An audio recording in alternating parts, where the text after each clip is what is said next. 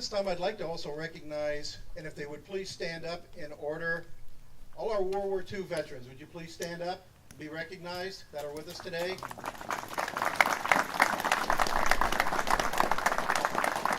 Thank you for your service, gentlemen. All our Korean War veterans. Any here, please stand up and be recognized.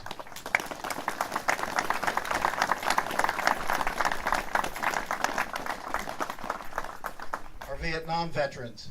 Please stand up and be recognized, and thank you and welcome home, brothers.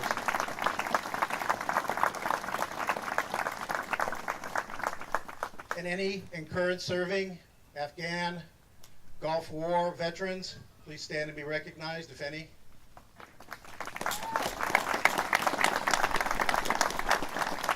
Again, thank you for your service to our country. At this time, I'd like to introduce Post Member Robert Pirone, reading of the Gettysburg Address.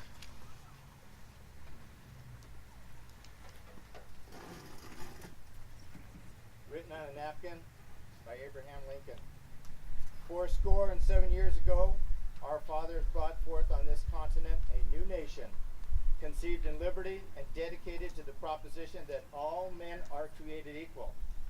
Now we are engaged in a great civil war, testing whether that nation or any nation so conceived and so dedicated can long endure.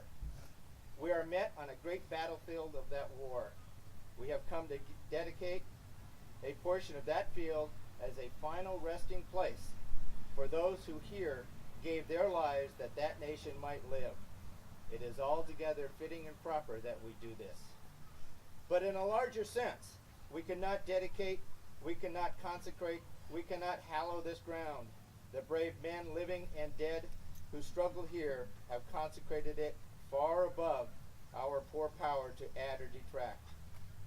The world will little note nor long remember what we say here, but it can never forget what they did here.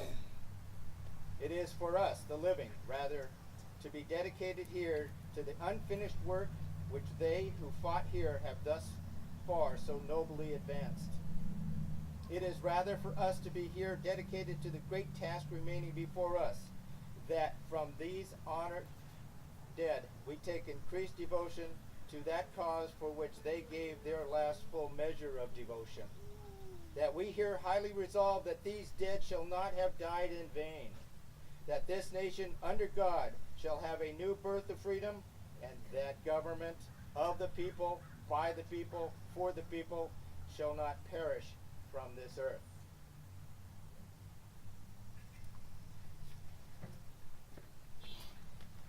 Thank you, Robert. This time I'd like to introduce a member of our post, Jeff Wede, reading General Order 11.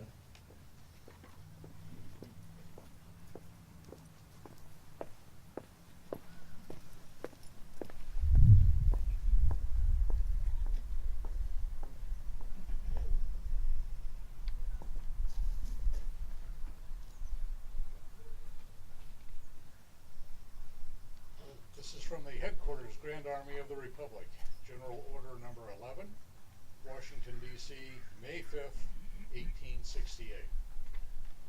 The 30th of May, 1868 is designated for the purpose of strewing with flowers, or otherwise decorating the graves of comrades who died in defense of their country during the late rebellion, and whose bodies now lie in almost every city, village, and hamlet churchyard in the land.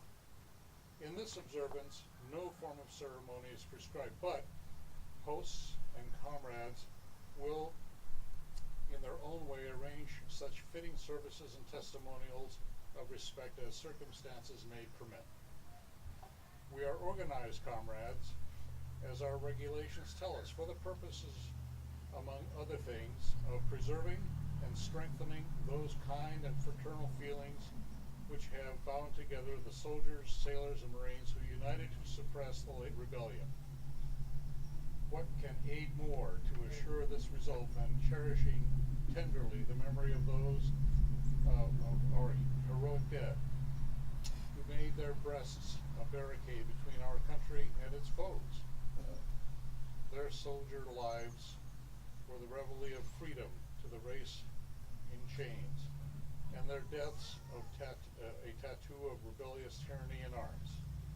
We should guard their graves with sacred vigilance.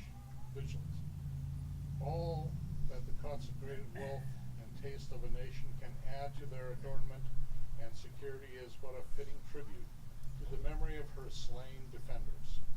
Let no wanton foot tread rudely on such hallowed grounds.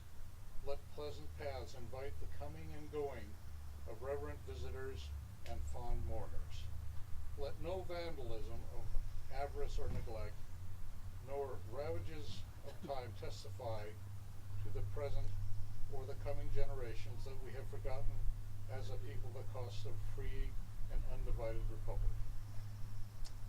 If other eyes grow dull, other hands slack, and other hearts cold, and the solemn trust ours shall keep it well as long as the light and warmth of light remains with us. Let us then, at the time appointed, gather around their sacred remains and garland the passionless mounds above them with the choicest flowers of springtime. Let us rise above them the dear old flag they saved from dishonor. Let us, in this solemn presence, renew our pledge to aid and assist those whom they have left among us, a sacred charge upon the nation's gratitude, the soldiers and sailors, widows and orphans. It is the purpose of the Commander-in-Chief to inaugurate this observance with the hope that it will be kept up from year to year while a survivor of war remains to honor the memory of his departed comrades. He earnestly desires the public press lend its friendly aid in bringing to the notice of comrades in all parts of the country in time for simultaneous compliance herewith. The department commanders will use